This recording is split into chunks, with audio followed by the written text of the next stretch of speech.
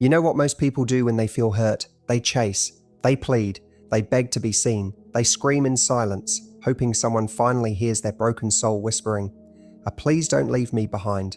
But that's not power, that's not truth, that's fear, dressed in the costume of love. Listen to me. There is a way to rise without revenge, to heal without hatred, to reclaim your soul without ever having to block, beg, or break yourself trying to prove your worth. Because real strength isn't loud, it's sacred. It doesn't chase, it attracts. It doesn't beg, it becomes. And when you become the version of you that they never believed you'd be strong enough to step into, they feel it. Oh, they feel it in their bones. When you are no longer disturbed by their silence, that's when your silence becomes the loudest scream they've ever heard. Let them sit in the space they created. Let them drown in the echo of their own distance. You rise in stillness. You awaken your spirit. You build a life so full of light, it blinds the ones who left you in the dark. Because the moment you stop trying to be understood, the universe begins to reveal who you really are. This is the path. This is the real response. Not blocking, not begging, not bending your soul in hopes they'll notice you again. You want to make them feel it? Then disappear without vanishing. Stay present, but no longer available. Be around, but no longer attached. Exist, but with boundaries made of fire and self-respect. You see, the most powerful comeback is not posted, it's lived. It's not a message sent at midnight. It's a new version of you they weren't ready to meet. And here's the truth they'll never say out loud. They didn't think you'd survive without them. They thought your silence meant weakness, but they never imagined you'd use the quiet to hear your own soul speak for the first time. This is your rebirth. This is your rebirth. This is your resurrection. And it begins the moment you say, "I don't need closure. I just need to reclaim myself." So if you're sitting there tonight, thinking of what to text them, don't. Text yourself. Write your own story, not as a reaction, but as a rebirth. But sir, rebirth. Because when you stop showing up for people who stop showing up for you, you don't lose anything. You return everything you gave to the wrong hands back to yourself. And when you do that, you awaken a version of you that doesn't need revenge. You become a prayer walking in human form. You become the storm they never saw coming, and that's what hits them, not the silence, not the absence, but the truth that you never needed them to become this powerful. The version of you that used to wait by the phone no longer exists. The version of you that would have sent that long message explaining your worth is gone. Now, you let your evolution speak for you. And trust me, it speaks louder than any blocked call or broken cry for attention ever could. You are not here to be pitied. You are not here to be begged for. You are not here to convince someone to love you. You are here to awaken. You are here to expand. You are here to become the love you once thought you needed from someone else. So the next time they wonder why they haven't heard from you, let the silence answer. Let your life speak. Starry, let your glow burn their illusions to ash, because nothing is more terrifying to someone who took you for granted than watching you finally realize your own power. These are the 5 foundations of your spiritual return. 1. The art of emotional detachment. You must understand this. Detachment is not coldness. It's not apathy. It's not giving up. It's liberation. It is the sacred act of releasing your soul from the prison of expectation. Of finally cutting the invisible rope that's been tying your peace to someone else's approval, someone else's attention, someone else's unpredictable presence. Emotional detachment doesn't mean you stop caring. It means you stop caring. It means you stop clinging. It means you love without needing to be loved back in the same way. It means you give without measuring what you'll get in return. It means you can stand in love without losing yourself in the storm of someone else's indecision. Because let's be honest, how many times have you made someone else's silence mean you weren't enough? How many nights have you laid awake, analysing their withdrawal like a puzzle, like it was your fault they didn't choose you fully? That ends now. You don't detach to punish. You detach to protect, to shield your inner world from becoming a battlefield of confusion and overthinking, to stop bleeding your energy out to people who haven't even earned the right to hold space for your soul. This is your sacred boundary, not a wall, but a filter.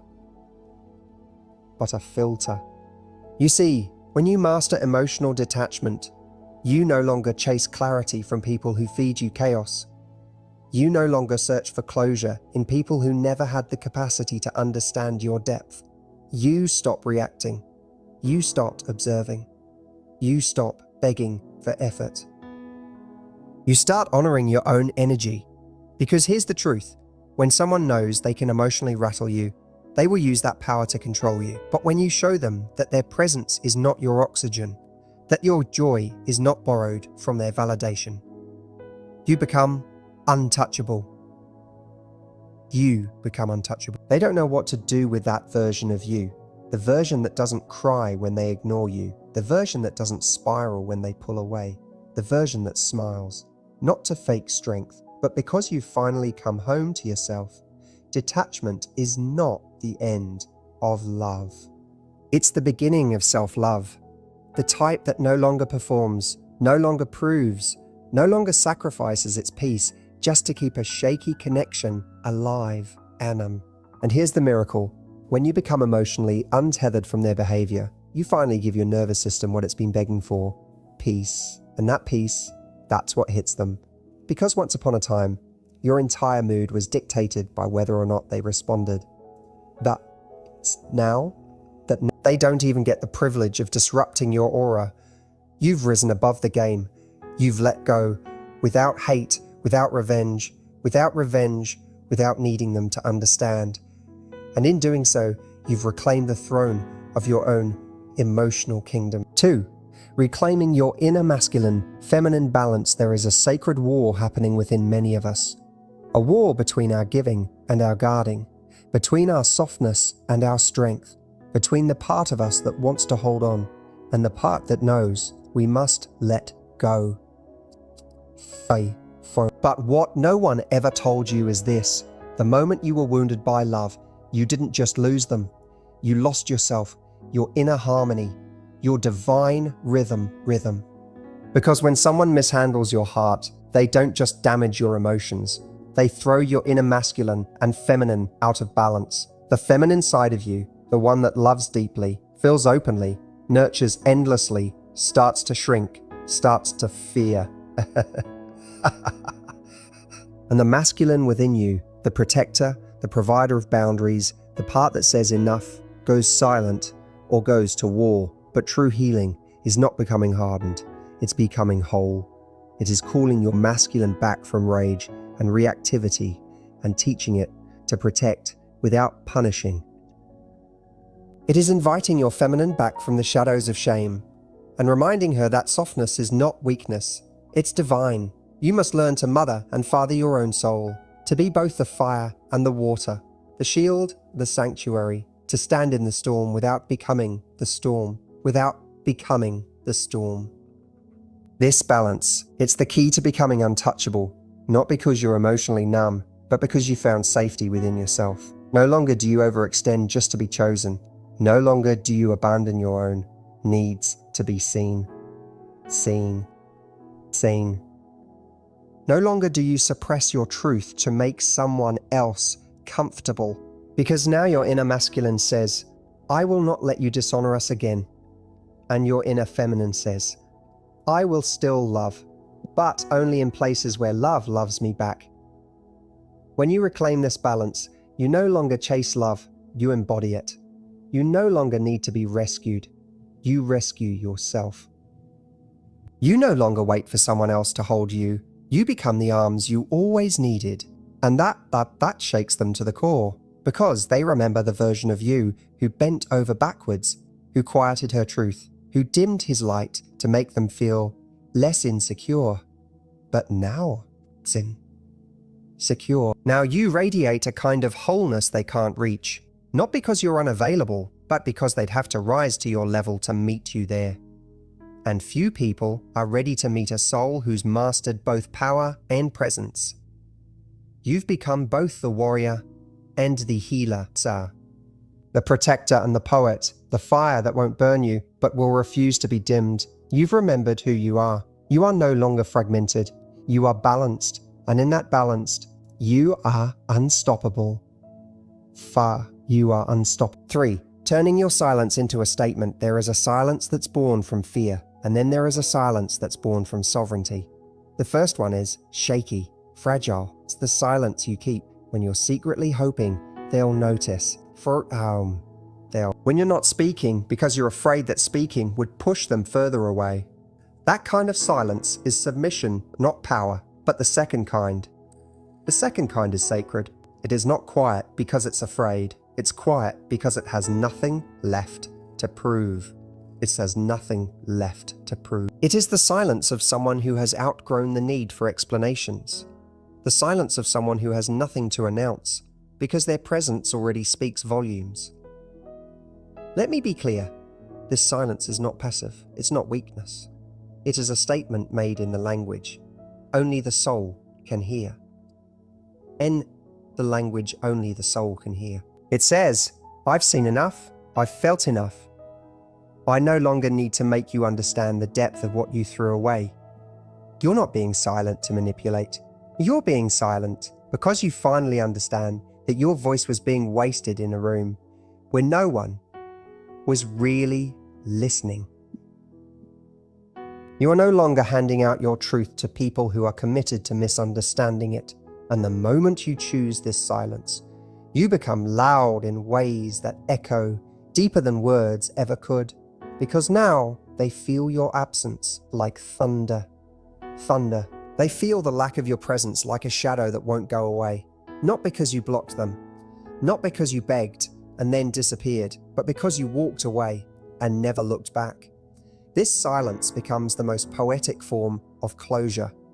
Not the kind you receive, but the kind you receive, but the kind you create. It is the sacred breath between the end of one version of you and the birth of a new one.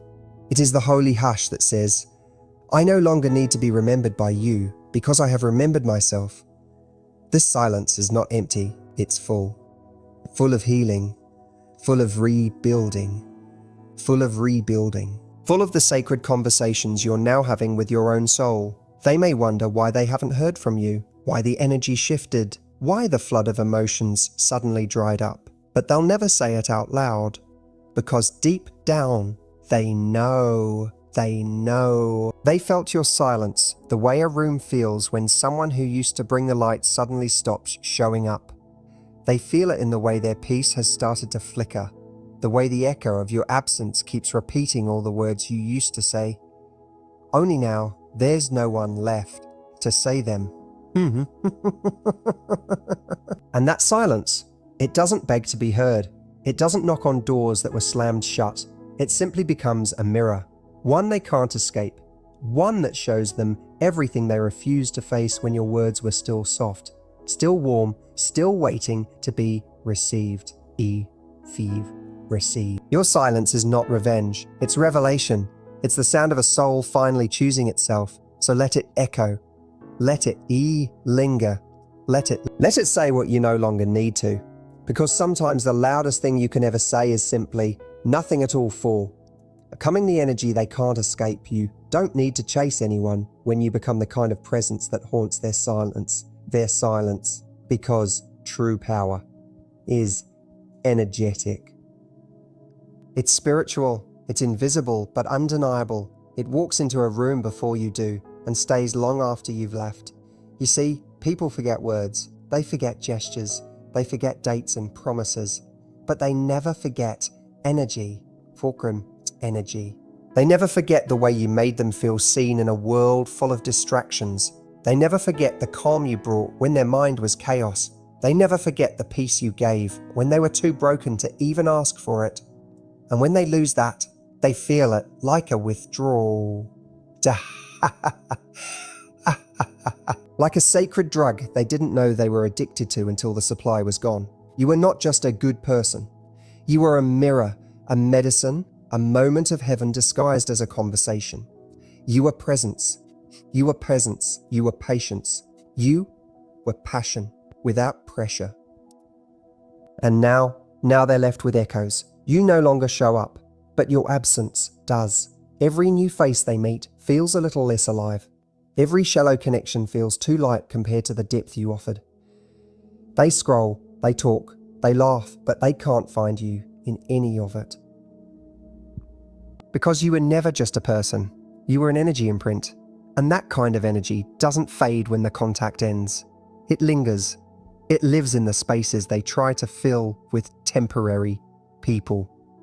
It waits for them in quiet moments, in a song, in a smell, in a slow Sunday afternoon they didn't expect to feel you in, and that's what hits them hardest. Not your anger, not your revenge, not even your absence, but your energetic transformation. You didn't just disappear, you transcended. You rose into a new frequency, one that no longer makes you accessible to the version of them that couldn't love you properly. And the moment they try to come back, they won't find the same you waiting. They'll find a glow they can't approach. A peace they don't know how to speak to. A vibration they're no longer calibrated for. And no, you don't need to flaunt it. You don't need to post about it. You don't need to show them anything. Because when you become the energy, the lesson teaches itself. So stop trying to prove your value to people who couldn't hold it. Hold it. Stop begging to be felt by someone who never had the sensitivity to receive you, and start becoming the version of you that radiates so fully. They feel you without your presence.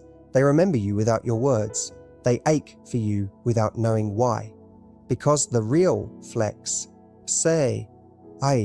flex, is becoming unforgettable. Not because you stayed, but because you evolved. 5. Living as if they never existed, while still existing in their mind.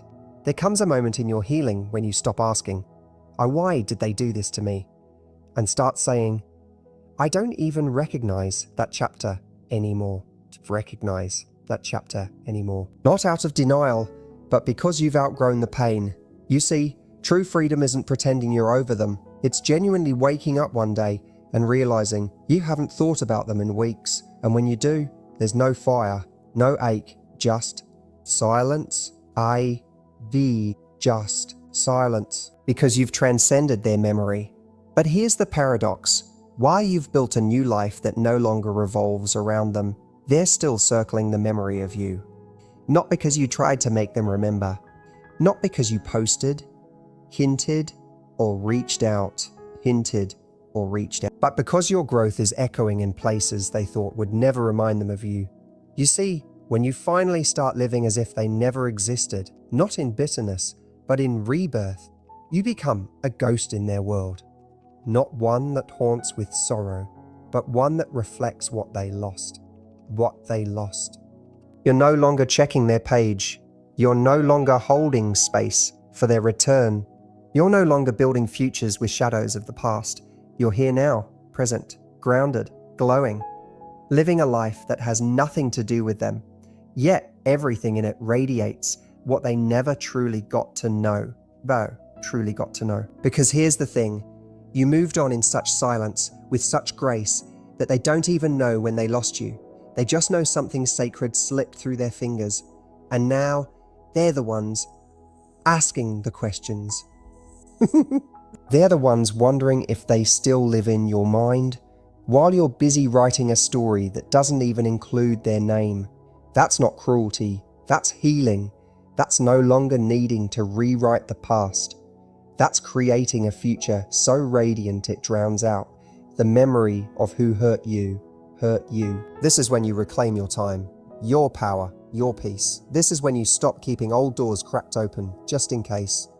Because you finally know, if they were meant to be in your life, they would have honored the privilege of your presence when they had it. But they didn't. And you're not mad now. Mad. Easy. You're just gone, not blocked, Not bitter, just so far ahead in your evolution that they couldn't find you even if they tried. You're no longer acting like they mattered. You're living as if they never existed. But deep down, they still feel you everywhere, in the silence, in the sunlight, in the spaces where your energy once breathed life into their world. And that's what stings the most, because you didn't disappear. You became free, and now you see. You never had to scream to be heard. You never had to block to make a point. You never had to beg to be loved. You just had to remember who you are. Because the moment you stopped trying to be seen, you became undeniable. The moment you stopped trying to be chosen, you chose yourself. And the moment you stopped fighting to be enough, you realized you were never lacking in the first place. This isn't about revenge. This isn't about playing games. This is about becoming so aligned, so lit from within, that your existence alone becomes a force of nature. They'll feel it. They'll feel it. Not through the sound of your voice, but through the sound of your silence. Not through the sight of your name, but through the void your absence created. You are no longer in a battle to be remembered. You are now a legacy in motion. So walk forward, forward. Not faster, not louder, but truer. Let them feel the full weight of what they lost. Not because you tried to make them feel it, but because your healing was louder than your pain. Live, shine, expand, and let the echo of your wholeness do the talking. Happy.